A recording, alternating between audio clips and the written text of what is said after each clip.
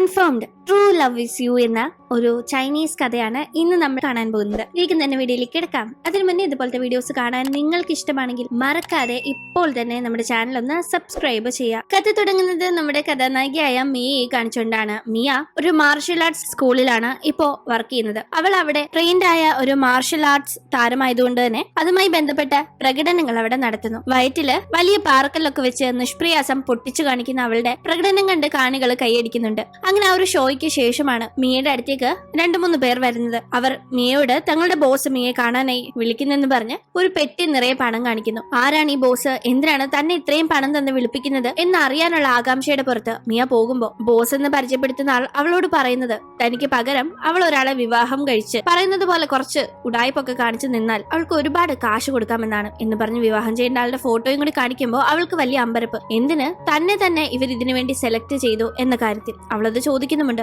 ആ സമയത്താണ് ബോസിന്റെ മുഖം അവള് കാണുന്നത്. കറക്റ്റ് മിയ അണിഞ്ഞൊരുങ്ങിയിരുന്നാൽ എങ്ങനെ ഇരിക്കുമോ അതേപോലെ ഉണ്ട്. ഇതെന്താ നമ്മൾ ഒരേപോലെ ഇരിക്കുന്നത്, നമ്മൾ തമ്മിൽ എന്തെങ്കിലും ബന്ധമുണ്ടോന്നെല്ലാം മിയ അമ്പരപ്പോടെ ചോദിക്കുമ്പോ ഞാൻ ആരാണ് എന്താണ് എന്നത് നീ പറയേണ്ട കാര്യമില്ല. നീ ഇപ്പൊ ഞാൻ പറയുന്നത് പോലെ ഇയാളെ കല്യാണം കഴിക്കണം. 1 വർഷത്തോളം നീ അയാളുടെ കൂടെ ജീവിക്കുകയും വേണം. അതിനുശേഷം ഡിവോഴ്സ് ആയി നിനക്ക് ഞാൻ ഓഫർ ചെയ്യുന്ന കാശും വാങ്ങിപ്പോകാം. അത് നീ ജീവിതകാലം മുഴുവൻ കഷ്ടപ്പെട്ട് മാർഷൽ ആർട്സ് ചെയ്താലും കിട്ടാൻ സാധിക്കാത്ത അത്രയും കാശുണ്ടാവുമെന്ന് ബോസ് പറയുമ്പോ നിനക്ക് ഈ ഡീലിന് ഓക്കെ ആണോ എന്നും കൂടി ചോദിക്കുന്നുണ്ട്. പിന്നെ ഇത്രയും വലിയ തുക ആരെങ്കിലും വേണ്ടെന്ന് വെക്കോ, അതും വെറും 1 വർഷത്തെ കാര്യമില്ലെന്ന് പറഞ്ഞ് അവൾ അതിന് ഓക്കെ ആണെന്ന് പറയുന്നു. കാരണം അവള് ലൈഫിൽ കാശുണ്ടാക്കാനും ജീവിക്കാനും ഒക്കെ ഒരുപാട് കഷ്ടപ്പെടുന്ന ഒരു പെൺകുട്ടിയായിരുന്നു. അങ്ങനെ അവൾ ആൾമാറാട്ടം നടത്തി അവളിപ്പോ വിവാഹം ചെയ്യേണ്ട യുവിന്റെ വീട്ടിലേക്ക് ചെല്ലുന്നു. അവൾക്ക് യുവിന്റെ ഒരു ഫോട്ടോ കൊടുത്തിട്ടുണ്ട്. അത് വെച്ച് മാത്രം അവൾക്ക് യുവിനെ അറിയൂ. പക്ഷെ ചെല്ലുമ്പോ ഒരു പ്രായമുള്ള ഒരാളെയാണ് കാണുന്നത്.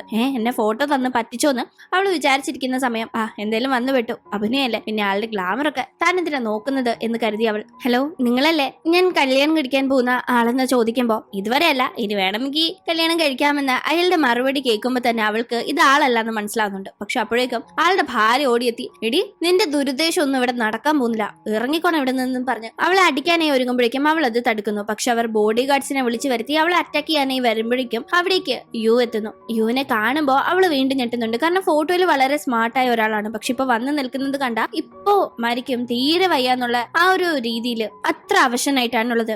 അതെന്റെ ചേച്ചിയും അളിയനുമാ, നീ എന്തിനാ വെറുതെ അവരോട് വഴക്കുണ്ടാക്കുന്നതെന്ന് മിയയോട് യു ചോദിക്കുമ്പോ ആരാടാ നിന്റെ ചേച്ചി അളിയനും, നിന്നെ പോലെ ഇന്നോ നാളെയോ എന്ന് പറഞ്ഞിരിക്കുന്ന ഒരാളുമായുള്ള ഒരു ബന്ധവും ഞങ്ങൾക്ക് ആവശ്യമില്ല. കൂടാതെ അധികം വൈകാതെ സ്വത്തും ഭാഗം വെക്കുമല്ലോ.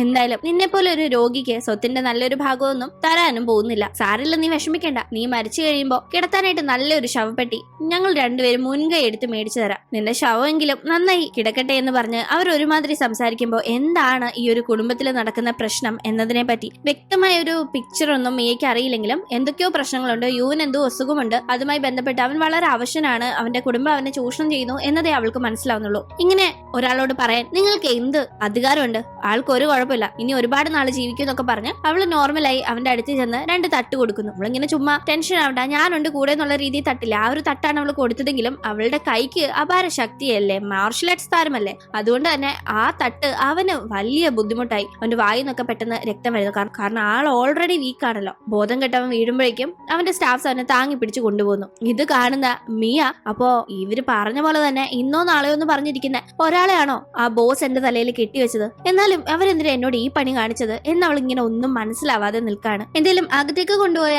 യുവിന് മെഡിസിൻ കൊടുക്കുമെന്ന് കരുതിയെങ്കിൽ തെറ്റി. അവന് ഫ്രൈഡ് ചിക്കൻ ആണ് കഴിക്കാനായി കൊടുക്കുന്നത്. കാരണം യഥാർത്ഥത്തിൽ അവന് ഒരു അസുഖവും ഇല്ല. അവൻ അസുഖമുള്ളതായി ഇന്നോ നാളെയോ മരണം കാത്തിരിക്കുന്ന ഒരു വലിയ രോഗിയായി അഭിനയിക്കുന്നതാണ് ചില ആവശ്യങ്ങൾക്ക് വേണ്ടി. അവനങ്ങനെ മുന്നേ അളിയന്റെയും ചേച്ചിയുടെയും മുന്നിൽ അഭിനയിച്ചതേ ഇപ്പൊ ഇവിടേക്ക് വന്നിരുന്ന് ഫ്രൈഡ് ചിക്കൻ കഴിച്ചോണ്ടിരിക്കുമ്പോ അതറിയാതെ ഇവൻ ശരിക്കും ഒരു രോഗിയാണെന്ന് കരുതി അവനെ കാണാനായി കഞ്ഞിയും വെച്ചോണ്ട് വരികയായിരുന്നു മിയ. അവൾ ഇത് കാണുമ്പോഴും അപ്പോഴും ഇവന്റെ അഭിനയമാണ് എല്ലാം എന്ന് തിരിച്ചറിയാതെ എന്തായാലും മരിക്കുന്നതിന് മുന്നേ എന്തൊക്കെ കഴിക്കണമെന്ന് ആഗ്രഹമുണ്ടോ എല്ലാം കഴിക്കുക, ആഗ്രഹം എല്ലാം തീരട്ടെ എന്ന് അവനോട് പറയുന്നു. കൂടാതെ അവളും കൂടി അതിൽ നിന്ന് ഒരു പീസ് എടുത്ത് കഴിക്കുന്നുണ്ട്. അത് കാണുമ്പോൾ അവന് ലൈറ്റായി ചിരി വരുന്നു. ഈ സമയത്താണ് മുത്തശ്ശിയുടെ പിറന്നാൾ വരുന്നതുമായി ബന്ധപ്പെട്ട് എന്തെങ്കിലും ഗിഫ്റ്റ് കൊടുക്കാനായി അത് മേടിക്കുന്ന കാര്യത്തിന് അവന് പുറത്തേക്ക് ഇറങ്ങാനായി സാധിക്കാത്ത രീതിയിൽ അവന്റെ വണ്ടിയും കാര്യങ്ങളും എല്ലാം ചേച്ചിയും അളിയനും തടഞ്ഞു വെച്ചിരിക്കുകയാണെന്നത് പിയെ വന്ന് പറയുന്നത്. ആകെപ്പാടെ അവന് നിരാശയാകുമ്പോ അടുത്തുണ്ടായിരുന്ന മിയ ഞാൻ നല്ലൊരു ഗിഫ്റ്റ് തയ്യാറാക്കി തരാമെന്ന് പറഞ്ഞ് അവൾക്കറിയാവുന്ന രീതിയിൽ തടിയും കൊണ്ട് ഒരു വുഡൻ വാള് തയ്യാറാക്കുന്നു. കൂടാതെ അത് വെച്ച് അവള് ചില അഭ്യാസങ്ങളും കാണിക്കാണ്. അത് കാണുന്ന അവൻ നിനക്കിതൊക്കെ അറിയാവോ എന്ന് അമ്പരക്കുന്നു. യുവിനെ സംബന്ധിച്ച് യുവിനെ വിവാഹം ചെയ്യാനായി വീട്ടുകാർ കണ്ടുപിടിച്ച പെൺകുട്ടിയാണ് അവൾ. നല്ല കാശുകാരിയാണ്. ഈ ബോസിന് പകരം ഇവിടെ മിയ അതേ രൂപമുള്ളത് കൊണ്ട് ആൾമാറാട്ടം നടത്തി വന്ന് നിൽക്കുകയാണെന്ന് യുവനറിയില്ലല്ലോ. എന്നാലും നിനക്കിതൊക്കെ അറിയാല്ലേ? അതെങ്ങനെ? സമ്പന്ന കുടുംബത്തിലെ പെൺകുട്ടികള് ഇതൊന്നും അങ്ങനെ പഠിക്കാറില്ല. അവർക്ക് മാർഷൽ ആർട്സിന്റെ ആവശ്യമില്ലല്ലോ. ബോഡി ഗാർഡ്സ് അല്ലേ ചുറ്റിനും ഉള്ളത്. എന്നാലും നീ ഇതൊക്കെ പഠിച്ചു വെച്ചിട്ടുണ്ടല്ലോ എന്ന് അവൻ വളരെ ഇംപ്രസ്ഡ് ആവുമ്പോ, അയ്യോ ഞാനിപ്പോ ആൾമാറാട്ടം നടത്തുകയാണല്ലോ, ആ സമയത്ത് ഞാനിങ്ങനെ ഓരോ അഭ്യാസങ്ങൾ കാണിച്ചാല് ആൾമാറാട്ടം കണ്ടുപിടിക്കാൻ ചാൻസ് ഉണ്ടല്ലോ എന്ന് ഓർത്ത് അവളൊന്ന് വെപ്രാളപ്പെടുമ്പോഴേക്കും വീഴാനായി പോകുന്നുണ്ട്. പക്ഷെ വീഴാതെ അവൻ അവളെ താങ്ങി പിടിക്കുന്നു. അവൻ എന്തെങ്കിലും ഡൗട്ട് തോന്നെങ്കിൽ അത് മാറ്റണമെന്ന് കരുതി അവൾ ഉടനെ ഡിഫൻസിന് മാത്രമായിട്ടല്ല നമ്മൾ മാർഷൽ ആർട്സ് പഠിക്കുന്നത്, അത് ആരോഗ്യത്തിനും വളരെ നല്ലതാണ്. നിങ്ങൾ മാർഷൽ ആർട്സ് പഠിച്ച് ഹെൽത്തി ആയിട്ട് ഇരുന്ന കുറച്ചു നാളും കൂടി ജീവിക്കാൻ പറ്റുമെന്നൊക്കെ അവൾ അവനെ ഉപദേശിക്കുന്നു. പക്ഷെ അപ്പോഴും ഉള്ളി ചാവുന്നെങ്കിൽ ചാവട്ടെ, എനിക്കെന്താ, പെട്ടെന്ന് കാണാൻ ചത്തിട്ട് ഈ ഒരു നാടകം അവസാനിപ്പിച്ച് എനിക്ക് പോകാൻ കഴിഞ്ഞാലോ എന്ന് അവൾ ഒരു സൈഡിൽ കൂടി മനസ്സിൽ വിചാരിക്കുന്നുണ്ട്. എന്തിനും അങ്ങനെ മുത്തശ്ശിയുടെ പിറന്നാൾ സമയത്ത് അങ്ങോട്ടേക്ക് വരാൻ തനിക്ക് തീരെ വയ്യെന്നും തനിക്ക് വേണ്ടി തന്റെ ഫിയാൻസിയായ മിയ ഒന്ന് ആ ഗിഫ്റ്റ് കൊണ്ട് കൊടുക്കുമോ എന്നും അവൻ ചോദിക്കുമ്പോൾ അവൾ അങ്ങനെ ഗിഫ്റ്റുമായി പോകുന്നു. അവൾ നൽകുന്ന ഗിഫ്റ്റ് ഇഷ്ടപ്പെടുന്നുണ്ട്, കാരണം തന്റെ ചെറുമകൻ വിവാഹം ചെയ്യാൻ പോകുന്ന പെൺകുട്ടിയല്ലേ. പക്ഷെ അതേസമയം അത് കാണുന്ന ചേച്ചി മുത്തശ്ശിയുടെ നിലയും വിലയും വെച്ച് ഇമാതിരി ഒരു ലോക്കല് തട്ടിക്കൂട്ട് ഗിഫ്റ്റ് ആണോ മുത്തശ്ശിക്ക് കൊണ്ട് കൊടുക്കേണ്ടത് എന്ന് ചോദിച്ച് ബഹളം വെക്കുന്നു. അങ്ങനെ അവിടെ വഴക്കാവുന്ന സമയത്ത് അങ്ങോട്ടേക്ക് യു വരുന്നു. പക്ഷെ ഇത്തവണത്തെ അവന്റെ വരവ് അവിടെ ഉള്ളവരെ അമ്പരപ്പിച്ചുകൊണ്ടായിരുന്നു. ആക്ച്വലി അങ്ങനെ ഒരു എൻട്രി കൊടുക്കാനായിട്ടാണ് അവൻ മുത്തശ്ശിയുടെ ഫംഗ്ഷന് തനിക്ക് വരാൻ പറ്റില്ല എന്ന് പറഞ്ഞ് അവളെ തന്നെ പറഞ്ഞു വിട്ടത്. ഇപ്പോ വരുന്ന അവനെ കാണുമ്പോഴേ അവന് യാതൊരുവിധ ആരോഗ്യ പ്രശ്നവും ഇല്ലാന്ന് ചേച്ചിക്ക് മളിയനും മനസ്സിലാവുന്നു. അതിനെപ്പറ്റി അവർ സംസാരിക്കുമ്പോൾ, അതെ എനിക്ക് ഒരു കുഴപ്പമില്ല, നിങ്ങളുടെയൊക്കെ അടവും നിങ്ങൾ ചെയ്തു കൂട്ടുന്ന കള്ളങ്ങളും കണ്ടെത്താനും അതിനുള്ള തെളിവുകൾ ശേഖരിക്കാനും എനിക്ക് കുറച്ച് സമയം വേണമായിരുന്നു. ആ ഒരു സമയത്തിന് വേണ്ടി ഞാൻ അഭിനയിക്കുകയായിരുന്നു എന്ന് പറയുന്ന അവൻ താൻ പൂർണ്ണ ആരോഗ്യവാനാണെന്നും ഇനി ഇവരുടെ ഒന്നും കള്ളം തന്റെ അടുത്ത് നടക്കില്ലെന്നും പറഞ്ഞ് അവർ ചെയ്ത ഉടായ്പിനെല്ലാം ഉള്ള തെളിവ് തന്റെ കയ്യിൽ ഉണ്ടെന്ന് പറഞ്ഞ് അവരെ അങ്ങ് പൂട്ടുന്നു. ഇതേ സമയം ഈ വാർത്ത അറിഞ്ഞ് അവൾ ആകെ ഞെട്ടി നിൽക്കാണ്. ഇവന് യാതൊരുവിധ പ്രശ്നവും ഇല്ലെങ്കിൽ താനിപ്പോ ബോസ് പറഞ്ഞതുപോലെ ഒരു വർഷം തന്നെ ഇവന്റെ കൂടെ നിൽക്കേണ്ടി വരുമല്ലോ എന്ന ആ ഒരു ആദിയായിരുന്നു അവൾക്ക് വരുന്നത്. എന്നിലും അങ്ങനെ വളരെ ലളിതമായ ഒരു ചടങ്ങിലൂടെ യുവിന്റെയും മിയയുടെയും വിവാഹം നടത്തുന്നു. അങ്ങനെ കാര്യങ്ങൾ മുന്നോട്ട് പോകുമ്പോൾ അവർ പുറമെ നല്ല കപ്പിളായി പെരുമാറുന്നുണ്ടെങ്കിലും അവർക്കിടയിൽ നല്ല സ്നേഹവും കാര്യങ്ങളും ഒന്നും തന്നെ ഇല്ല. അറിയാലോ, മിയ അവൾക്ക് കാശിന് വേണ്ടിയാണ് ഈ ഒരു വിവാഹം കഴിച്ചതെങ്കിൽ യു അവന്റെയും ചില ആവശ്യങ്ങൾക്ക് വേണ്ടി മുത്തശ്ശി പറഞ്ഞ പെൺകുട്ടിയെ കല്യാണം കഴിച്ചു എന്നതേ ഉള്ളൂ. പ്രധാന വിഷയം അവനെ കല്യാണം കഴിക്കാനായി നടക്കുന്ന അവന്റെ മുറപ്പെണ്ണ് തന്നെയാണ്. അവൾ തന്നെ വിവാഹം ചെയ്യാതിരിക്കാനായിട്ടാണ് അതിനു മുന്നേ തന്നെ അവൻ ഈ ഒരു റിലേഷനിലേക്ക് വന്നത്. പക്ഷേ ഇവന്റെ കല്യാണം കഴിഞ്ഞിട്ടും അവൾ വിടുന്ന ലക്ഷണമൊന്നുമില്ല. ഇപ്പൊ തന്നെ ഇവരുടെ വിവാഹശേഷവും ലിന്നെത്തി ഓരോ പ്രശ്നങ്ങൾ ഉണ്ടാക്കാനായി നോക്കുമ്പോ, അയ്യോ എനിക്കെന്താ പ്രശ്നം, നിങ്ങൾ വേണമെങ്കിൽ ഇദ്ദേഹത്തെ ഇപ്പൊ തന്നെ സ്വന്താക്കിക്കോ, എനിക്ക് ഒരു വിഷയമില്ലാന്നും പറഞ്ഞ് അവിടെ നിന്ന് മിയ പോകുന്ന സമയത്ത് ഇവളെന്താ ഇങ്ങനെ പറയുന്നത്, ഞാൻ ആരെ കല്യാണം കഴിക്കാതിരിക്കാനായിട്ടാണോ ഇവളെ കല്യാണം കഴിച്ചത്, ആ ആളിന്റെ അടുത്ത് തന്നെ ഇവൾ എന്നെ കുടുക്കി കൊടുക്കുമെന്ന് ഇത് കേൾക്കുന്ന യു അന്തം വിടുന്നു. ഇതേ സമയം ഇവനെ വിവാഹം കഴിക്കാനായി നടന്ന ലിന്നിനെ പറ്റി അവൾ ഇവിടെ വന്ന് ഇങ്ങനെ പ്രശ്നങ്ങൾ ഉണ്ടാക്കാനായി നോക്കുമ്പോഴാണ് മിയക്ക് മനസ്സിലാവുന്നത്. മിയ എന്തായാലും കാശിന് വേണ്ടി ഇങ്ങനെ ഒരു കോൺട്രാക്ട് മാരേജിൽ വന്നു പെട്ടു. അവൾക്ക് പക്ഷേ ഇതിൽ നിന്ന് എങ്ങനെയെങ്കിലും എത്രയും പെട്ടെന്ന് എസ്കേപ്പ് ആയി പോകണമെന്നുമുണ്ട്, അല്ലെങ്കിൽ എങ്ങാണ് ഇത് റിയൽ ആയി മാറിയാലോ. അതുകൊണ്ട് തന്നെ അവൾ ലിന്നിനെയും യുവിനെയും അടുപ്പിക്കാനായി പഠിച്ച പണി 18 നോക്കുന്നു. അതിനായി ലിന്നിനെ കാണിക്കാനായി തന്നെ യു അവൾക്ക് ഗിഫ്റ്റ് ചെയ്യുന്ന പല സാധനങ്ങളും അവൾ ലിന്നിന് കൊണ്ടേ കൊടുക്കുകയും എന്ത് സഹായം വേണമെങ്കിലും നിങ്ങളെ രണ്ടുപേരെയും ചേർത്ത് വെക്കാനായി ഞാൻ ചെയ്യാമെന്നില്ല ലിന്നിനോട് പറയുകയും ഒക്കെ ചെയ്യുന്നു. അങ്ങനെ കാര്യങ്ങൾ മുന്നോട്ട് പോകുന്ന സമയത്താണ് മിയയെ യഥാർത്ഥത്തിൽ അവളുടെ മാർഷൽ ആർട്സ് പരമായ ജീവിതവും കാര്യങ്ങളും ഒക്കെ അറിയാവുന്ന അവളുടെ കൂടെ പണ്ട് പഠിച്ചിട്ടുള്ള ഒരു പെണ്ണ് അവളെ കാണുന്നത്. അതും യുവിന്റെ കമ്പനിയുടെ ഒരു ഫംഗ്ഷൻ നടക്കുന്നിടത്ത് അവന്റെ സ്റ്റാഫായി വർക്ക് ചെയ്യുന്ന ഒരാളുടെ വൈഫാണ് അവൾ. അങ്ങനെ ആ ഒരു ഫംഗ്ഷൻ അറ്റൻഡ് ചെയ്യാനായി വരുമ്പോഴാണ് അവിടെ മിയയെ കാണുന്നത്. ആക്ച്വലി മിയയെ കാണുമ്പോഴേ ആ ഫ്രണ്ട് ആകെ അമ്പരക്കുന്നുണ്ട്. സ്കൂളിൽ പഠിക്കുമ്പോ തൊട്ടേ മിയയോട് ഭയങ്കര ഈഗോ ക്ലാഷുകൾ ആ ഒരു ഫ്രണ്ടിന് ഉണ്ടായിട്ടുണ്ട്. ഇപ്പൊ മിയ തന്നെക്കാൾ വലിയ രീതിയിൽ ജീവിക്കുന്നു, അവൾ ഇവിടുത്തെ ബോസിന്റെ ഭാര്യയാണ് എന്നൊക്കെ അറിയുന്ന ഫ്രണ്ടിന് സഹിക്കുന്നില്ല. അതേസമയം മിയ വളരെ സാധാരണക്കാരി ഒരു പെണ്ണാണെന്നും അറിയാം. മിയെ ഇവിടുത്തെ ബോസ് എങ്ങനെ കല്യാണം കഴിച്ചു എന്ന ഡൗട്ടിൽ ഇനി ഇവള് വല്ല ആൾമാറാട്ടം നടത്തി ബോസിനെ വശീകരിച്ചെടുത്തതാണോ എന്ന ഡൗട്ട് തോന്നുന്ന ഫ്രണ്ട് അത് പ്രൂവ് ചെയ്യാനായി പഠിച്ച പണി 18 നോക്കുന്നുണ്ടെങ്കിലും നടക്കുന്നില്ല. യുവിന് എന്തെങ്കിലും ഡൗട്ട് തോന്നുന്ന രീതിയിൽ ഒന്നും തന്നെ അവിടെ തെളിയിക്കാനായി സാധിക്കാത്ത ആ ഫ്രണ്ട് നാണം കെട്ടി നിൽക്കുമ്പോൾ, എന്തായാലും എന്റെ ഭാര്യയെ അകാരണമായി ഇത്രയും ഇൻസൾട്ട് ചെയ്യേണ്ട കാര്യം നിങ്ങളുടെ വൈഫിനില്ല, അങ്ങനെയുള്ള ഒരാളെ ഇനി മേലാൽ ഇവിടെ കണ്ടും പോകരുത് എന്നെല്ലാം യു തന്റെ സ്റ്റാഫിനോട് ദേഷ്യപ്പെടുമ്പോ, ദേഷ്യം വരുന്ന സ്റ്റാഫ് ആദ്യമായിട്ട് നിന്നെയും കൂട്ടി കമ്പനിയുടെ ഒരു ഫംഗ്ഷൻ വന്നപ്പോ അത് നീ ഇങ്ങനെ കൊളമാക്കുന്നു ഞാൻ വിചാരിച്ചില്ലെന്ന് പറഞ്ഞ് അവളെ ഉടനെ അടിക്കുകയും ചെയ്യുന്നു. വെറുതെ തനിക്കിട്ട് പണി തരാൻ നോക്കി അടികെട്ടിയിരിക്കുന്ന തന്റെ ഫ്രണ്ടിനെ മിയ കളിയാക്കുന്നുണ്ട്. സ്കൂളിൽ പഠിക്കുമ്പോ തൊട്ടേ നീ എന്നെ ചുമ്മാ പെറുകെ നടന്ന് ശല്യപ്പെടുത്തുമായിരുന്നു, നിനക്ക് ഇപ്പോഴും അത് തന്നെയാ പണിയെങ്കിൽ ഇനിയും ഇതുപോലെ പല അടിയും കിട്ടും, മര്യാദയ്ക്ക് സ്വന്തം കാര്യം നോക്കി പോകാനായി പറഞ്ഞ് അവൾ അവിടെ നിന്ന് പോകുന്നു. എന്തെങ്കിലും അങ്ങനെ ഒന്നിച്ച് ഈ ഒരു മാരേജ് കഴിഞ്ഞ ശേഷം മുന്നോട്ട് ജീവിക്കുന്നത് രണ്ട് ഇൻഡിവിജ്വൽസ് ആയിട്ടാണെങ്കിലും അവർക്കിടയിൽ ഒരു താല്പര്യമൊക്കെ തോന്നി തുടങ്ങുന്നു. അങ്ങനെ ഇവരുടെ വിവാഹത്തിന്റെ 100ാം ദിവസം വന്നെത്തുമ്പോൾ അതൊന്ന് സ്പെഷ്യൽ ആക്കാനായി തീരുമാനിച്ച് യു നല്ലൊരു വിലപിടിപ്പുള്ള റിങ് മിയയ്ക്ക് പ്രസന്റ് ചെയ്യുന്നു. അവൾ ആ റിങ് കാണുമ്പോൾ ഇത് യഥാർത്ഥത്തിൽ തനിക്ക് അർഹതപ്പെട്ടതല്ലോ എന്ന തിരിച്ചറിവില് എനിക്കിത് വേണ്ട, ഇത്രയും വിലപിടിപ്പുള്ളതൊന്നും എനിക്ക് വേണ്ട എന്നൊക്കെ പറയുമ്പോൾ അവൻ അത് കേൾക്കുന്നില്ല. നിർബന്ധിച്ച് അവൾക്ക് തന്നെ കൊടുക്കുന്നു. അങ്ങനെ പിന്നീട് അവൾ ആ റിങ്ങും നോക്കി റൂമിൽ ഇരിക്കുമ്പോൾ മുറിയിലില്ലാത്ത നേരത്ത് അവിടേക്ക് ഒരാൾ എത്തുന്നു. വന്നിരിക്കുന്ന ആളിനെ കാണുന്ന മിയ ആകെ അന്തം വിടാണ്. കാരണം അത് അവളെ ഈ ആൾമാറാട്ടം നടത്താനായി നിയമിച്ച ബോസാണ്. അതായത് യഥാർത്ഥത്തിൽ കല്യാണം കഴിക്കേണ്ട പെൺകുട്ടി. എന്താ ഇപ്പോ പെട്ടെന്ന് ഇങ്ങനെ വന്നതെന്ന് മിയ ചോദിക്കുമ്പോ ഞാൻ വരുവോ പോവോ ചെയ്യും, അത് നീ അറിയേണ്ട കാര്യമില്ല. നീ കൈയടക്കി വെച്ചിരിക്കുന്നത് എന്റെ സ്ഥാനമാണ്, നിനക്ക് ഒരിക്കലും ഒരു അർഹതയുമില്ലാത്ത സ്ഥാനം, അത് നീ മനസ്സിലാക്കി വെച്ചിരുന്നാൽ മതിയെന്ന് ബോസ് അവളെ ആക്ഷേപിക്കുമ്പോൾ അവൾക്കൊന്നും മറുത്തു പറയാനേ കഴിയുന്നില്ല. അവൾ അങ്ങനെ ബോസിന്റെ ആവശ്യപ്രകാരം അവിടെ നിന്ന് മടങ്ങി പോവുകയും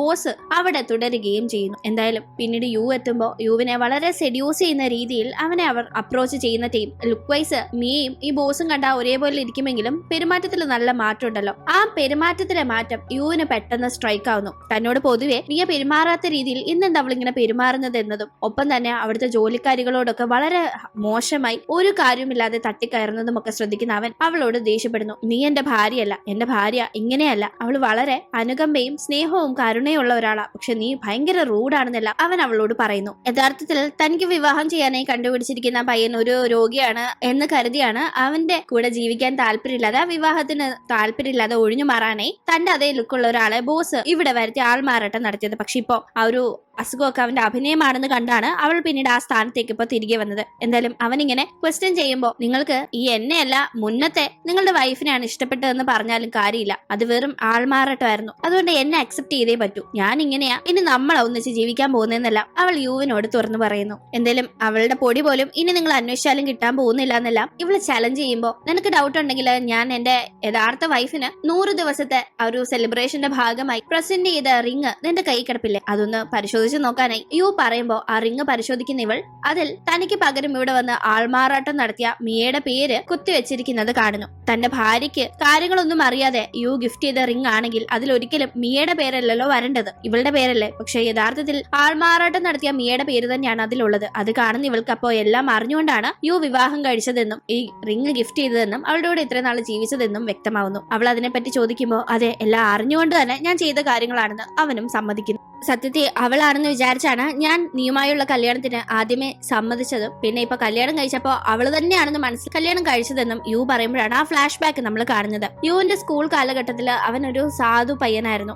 ആരെങ്കിലും ഇങ്ങോട്ട് വന്ന് പ്രശ്നം ഉണ്ടാക്കിയാലും അങ്ങോട്ട് ഒന്നും മറുത്തു പറയാത്ത ഒരു പാവം പയ്യൻ. അങ്ങനെ ഇരിക്കും ഒരു ദിവസം അവൻ റോഡില് ചില റൗഡികളുടെ കയ്യിൽപ്പെട്ട് പ്രശ്നത്തിലായിരിക്കുന്ന സമയത്ത് അവൻ ആരാണ് എന്താണ് എന്നറിയാത്ത മിയ അവനെ അന്ന് യാദൃശികമായി കാണുകയും അവനെ സഹായിക്കുകയും ചെയ്തിരുന്നു. അന്ന് അവൻ അവളോട് ഒരു ക്രഷ് ഫീൽ ചെയ്തെങ്കിലും ആരാണ് ഇവൾ, എവിടെയാണ് താമസിക്കുന്നത് എന്ന ഡീറ്റെയിൽസ് അവൻ അറിയില്ല. അവളോട് അത് ചോദിക്കാൻ ധൈര്യമില്ലാതെ അതങ്ങ് വിട്ടെങ്കിലും അവന്റെ മനസ്സിൽ കുറെ നാൾ അവളുണ്ടായിരുന്നു. പിന്നെ കാലം മാറുന്നതിനനുസരിച്ച് അത് അവന്റെ ഓർമ്മയിൽ നിന്ന് പോയി. പക്ഷേ ഇവന് വിവാഹപ്രായമായെന്ന് പറഞ്ഞ് വർഷങ്ങൾക്ക് ഇപ്പുറം മുത്തശ്ശി കല്യാണാലോചനകൾ കൊണ്ടുവരികയും നിരവധി പെൺകുട്ടികളുടെ ഫോട്ടോ നിരത്തി വെച്ച് നിനക്ക് ഇഷ്ടമുള്ള ഒരു പെൺകുട്ടിയെ സെലക്ട് ചെയ്യാൻ പറയുകയും ചെയ്യുമ്പോൾ അതിൽ ഈ ബോസിന്റെ ഫോട്ടോ ഉണ്ടായിരുന്നു. പക്ഷെ പെട്ടെന്ന് ഒരു നോട്ടത്തിൽ കണ്ട മിയയുടെ ലുക്ക് ഉള്ളതുകൊണ്ട് ഇത് പണ്ടത്തെ ആ പെണ്ണായിരിക്കോ എന്ന് കരുതി ഈ പെൺകുട്ടിയാണെങ്കിൽ എനിക്ക് കല്യാണത്തിന് ഓക്കെ ആണെന്ന് അറിയിച്ചു. പക്ഷെ അത് മിയ ആയിരുന്നില്ലെന്ന് പിന്നെയാണ് ഇവന് മനസ്സിലായത്. പക്ഷെ അപ്പോഴും മിയ എവിടെയെന്ന് ഇവന് അറിവുണ്ടായിരുന്നില്ല. അങ്ങനെ കാര്യങ്ങൾ മുന്നോട്ട് പോകുന്നു.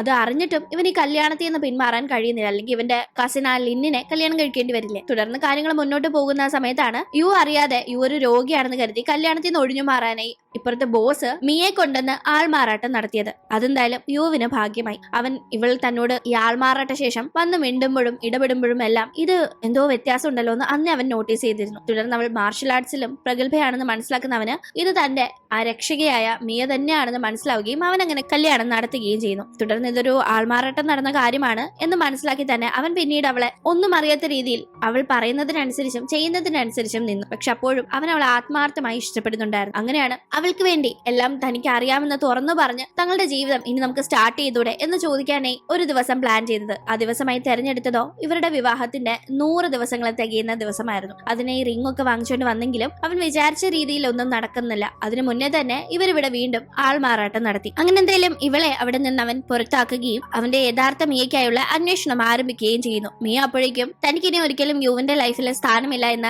ആ ഒരു ധാരണയിൽ നാട് വിട്ടു പോയിട്ടുണ്ടായിരുന്നു. അവളിപ്പോ ഒരു സ്ഥലത്ത് ടൂറിസ്റ്റ് ഗൈഡായി ജോലി ചെയ്യുന്നു. അങ്ങനെ ഇരിക്കുകയാണ് അവൾ ഒരു ഫോറിനറിനെ പരിചയപ്പെടുന്നത്. അയാൾക്കാണെങ്കിൽ ചൈനീസ് ഒന്നും അങ്ങനെ അറിയില്ല. അതുകൊണ്ട് തന്നെ അവിടുന്ന് ഇവിടുന്ന് കേട്ട് മനസ്സിലാക്കിയ മുറി ചൈനീസ് കൊണ്ട് എന്റെ കൂടെ വരും, ഒരു ദിവസം 500 രൂപ വെച്ച് തരാമെന്ന് പറയുമ്പോൾ അതൊരു തെറ്റായ അർത്ഥത്തിലാണ് അവളെ എടുക്കുന്നത്. അവൾ അതിന്റെ പേര് അയാളെ അടിക്കുന്നുണ്ട്. പക്ഷെ പിന്നീടാണ് ഒരു ഗൈഡായ രീതിയിൽ അവളുടെ സർവീസിനെ വിളിച്ചതാണെന്നത് അവൾക്ക് മനസ്സിലാകുന്നതും അവനോട് അടിച്ചതിന് മാപ്പ് പറയുന്നതും. എന്തായാലും അതിനുശേഷം അവന്റെ ഗൈഡായി സന്തത സഹചാരിയായി കൂടെ മിയ ഉണ്ടായിരുന്നു. അങ്ങനെ അവർ തമ്മിൽ നല്ലൊരു ബോണ്ടിങ്ങും ആകുന്നു. നല്ലൊരു ഫ്രണ്ടായി അങ്ങനെ എല്ലാം കൊണ്ടു നടന്ന് കാണിച്ച അവളോട് തിരിച്ചൊരു നന്ദി എന്ന രീതിയിൽ തന്റെ നാട്ടിലേക്ക് വരുന്നു. ഒരു ടൂറിസ്റ്റായി വന്നാൽ താനും അവിടെ ഇതുപോലെ എല്ലാ കാര്യങ്ങളും കാണിച്ചു തരാം, ഒരു എക്സ്പെൻസും ആവില്ല, എല്ലാം താൻ നോക്കിക്കോളാം എന്നെല്ലാം ആ ഫോറിനർ പറയുമ്പോൾ അവൾക്കും ഇവിടെ നിന്നൊന്നും മാറണമെന്നുണ്ട്. അവളിപ്പോ ഈ ഉള്ള സ്ഥലം യുവിന്റെയും ബോസിന്റെ ഒക്കെ സ്ഥലത്ത് നിന്ന് അത്ര ദൂരമില്ല. അതുകൊണ്ട് അവരെങ്ങാനും തന്നെ കണ്ടാലോ എന്ന പേടിയുണ്ട്. തന്നെ കണ്ടാൽ യു ആൾമാറാട്ടം മനസ്സിലാക്കുമോ എന്ന പേടിയും അവൾക്കുണ്ട്. കാരണം ഇതുവരെ യുവിന് എല്ലാ സത്യങ്ങളും അറിയാമെന്നത് അവൾക്കറിയില്ല. ഇതേ സമയം അവൾ ഇങ്ങനെ യൂറോപ്പിലേക്ക് പോകാൻ പോകുന്ന കാര്യം അവളെ അന്വേഷിച്ച് അവൾ എവിടെയാണുള്ളതെന്നെല്ലാം മനസ്സിലാക്കി വെച്ചിരുന്ന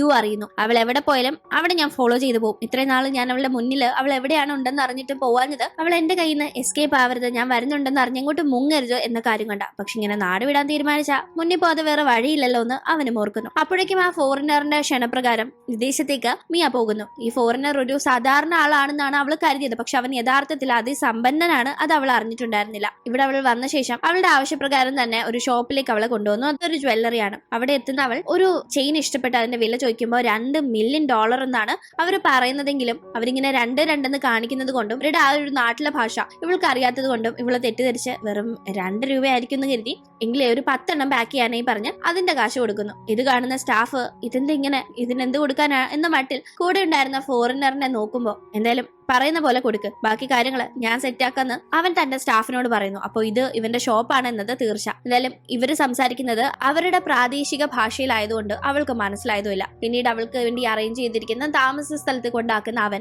നാളെ എന്റെ വക ഒരു പാർട്ടി ഉണ്ട് വരണമെന്ന് പറഞ്ഞ് അതിന്റെ കാർഡ് കൊടുക്കുന്നു. ഓ, ഇങ്ങനെ പാർട്ടിക്കൊക്കെ കല്യാണത്തിന് കുറി അടിക്കുന്ന പോലെയൊക്കെ നിങ്ങൾ അടിക്കാറുണ്ടല്ലേ എന്ന് പറഞ്ഞ് അവളും അടുത്ത ദിവസം പാർട്ടിക്ക് റെഡിയായി ചെല്ലുന്നു. അങ്ങനെ ആ ഫംഗ്ഷന് അവിടെ നിൽക്കുന്ന സമയത്താണ് തന്റെ ഫ്രണ്ടായി ഫോറിനർ സാധാരണ ഒരു ഫോറിനർ മാത്രല്ല അവൻ ഈ നാട്ടിലെ രാജകുമാരനാണ് എന്നത് അവൾക്ക് മനസ്സിലാവുന്നത്. ഇതേസമയം അവളുടെ അടുത്തേക്ക് യുവും വരുന്നു. പക്ഷെ യു അവളോട് തനിക്ക് എല്ലാ കാര്യങ്ങളും അറിയാമെന്നും തന്റെ കൂടെ വരണമെന്നും പറഞ്ഞ് അവളെ വിളിക്കുമ്പോൾ അവൾ അവനെ ടോട്ടലി ഇഗ്നോർ ചെയ്യുകയാണ്. കൂടാതെ അവനെ ദേഷ്യം പിടിപ്പിക്കാനായി രാജകുമാരന്റെ കൈയും പിടിച്ച് പാർട്ടി അറ്റൻഡ് ചെയ്യാനായി അവൾ പോകുമ്പോൾ തന്റെ മകന്റെ കൈയും പിടിച്ച് വരുന്ന അവൾ ആരാണെന്ന് ആ ഒരു ഭാവത്തിൽ അവിടെ ക്വീൻ നോക്കി നിൽക്കുന്നു. അവൾ ഏത് രാജകുടുംബത്തിലെ പെൺകുട്ടിയാണെന്ന് ക്വീൻ ചോദിക്കുമ്പോൾ അങ്ങനെ രാജകുടുംബത്തിലേതല്ല എന്ന് മനസ്സിലാക്കുന്ന ടീം ക്വീൻ അവളെ വായിൽ വരുന്നതൊക്കെ പറയുന്നുണ്ട്. അങ്ങനെ ഭയങ്കരമായി അവളെ ആക്ഷേപിക്കുന്നത് കേട്ടുകൊണ്ട് അകത്തേക്ക് എത്തുന്ന യു ഇങ്ങനെ ഇവളെ ആക്ഷേപിച്ച നമ്മൾ തമ്മിലുള്ള എല്ലാ കോൺട്രാക്റ്റും എനിക്ക് ക്യാൻസൽ ചെയ്യേണ്ടി വരുമെന്ന് പറയുന്നു. അത് കേൾക്കുന്ന ക്യൂൻ വളരെ ഷോക്കാവുന്നു. നമ്മൾ തമ്മിൽ വർഷങ്ങളായി പല എക്സ്പോർട്സ് ഇമ്പോർട്ട്സ് കോൺട്രാക്റ്റുകൾ നിലനിൽക്കുന്നുണ്ട്. അതൊക്കെ ഇപ്പോ ഇങ്ങനെ ക്യാൻസൽ ചെയ്യുന്നു പറയാനായി ആരാണ് ഇവള് നിങ്ങളുടേതെന്ന് ക്വീൻ ചോദിക്കുമ്പോൾ ക്വീനും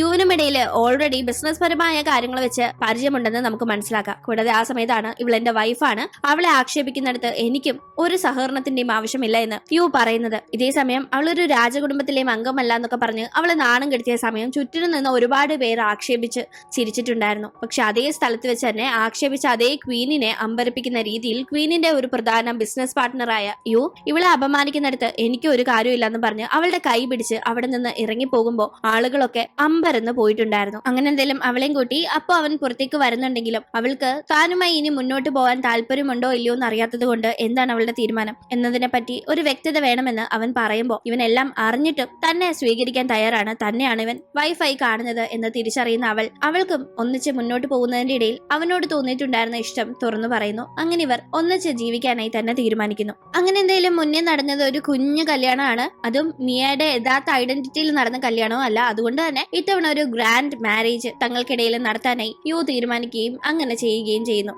അതെങ്കിലും അലങ്കോലപ്പെടുത്തണമെന്ന് കരുതി ലിന്നിന്റെ അമ്മ അതിൽ ഇടപെടുന്നുണ്ട്. മുന്നേ ലിന്നാണ് വന്നതെങ്കിൽ ഇപ്പൊ അവളുടെ അമ്മയാണ് കൊളവാക്കാനായി വരുന്നത്. പക്ഷെ ഒന്നും ഫലം കാണാതെ അവർക്ക് തോറ്റു മടങ്ങേണ്ടി വരുന്നു. കാര്യങ്ങൾ അങ്ങനെ നല്ല രീതിയിൽ മുന്നോട്ട് പോകുന്നു. അതിന്റെ ഇടയിൽ രസകരമായ പല നിമിഷങ്ങളും ഉണ്ടാവുന്നത് യുവിനെയും മിയയും കൂടുതലായി അവരുടെ ലൈഫിൽ ചേർത്ത് വെക്കുന്നു. ഒടുക്കം ആഗ്രഹിച്ചതുപോലെ അവർക്കിടയിലേക്ക് പുതിയൊരു അതിഥിയും കൂടി വരികയാണ്. ആ ഒരു സന്തോഷം തന്റെ സ്നേഹനിധിയായ ഹസ്ബൻഡിനോടും തന്റെ പ്രിയപ്പെട്ട അമ്മയോടുമെല്ലാം പങ്കുവെക്കുന്ന മിയയും അതൊരു ആഘോഷമാക്കി മാറ്റാൻ അവർ പോകുന്നതും കാണിച്ചുകൊണ്ട് ഈ ഒരു കഥ ഇവിടെ അവസാനിക്കുകയാണ്. അപ്പോഴും ആരാണ് ആ ബോസ് എന്നതിനെ പറ്റി വ്യക്തമായ ഒരു പിക്ചർ തന്നിട്ടില്ല. ഒരുപക്ഷെ ഒരേപോലെ 7 പേരുണ്ടാകാമെന്ന് പറയുന്നതനുസരിച്ച് വളരെ യാദൃശികമായി മിയയുടെ രൂപസാദൃശ്യമുള്ള ഒരു പണക്കാരി മാത്രമായിരിക്കാം ബോസ്. എന്തായാലും ഈ ഒരു കുഞ്ഞു കഥ നിങ്ങൾക്ക് ഇഷ്ടപ്പെട്ട് കാണുമെന്ന് പ്രതീക്ഷിക്കുന്നു. ഇഷ്ടപ്പെട്ടെങ്കിൽ മറക്കാതെ വീഡിയോ ലൈക്ക് ചെയ്തും ഷെയർ ചെയ്തും സബ്സ്ക്രൈബ് ചെയ്തും സപ്പോർട്ട് ചെയ്യുക. വീണ്ടും കാണും വരെ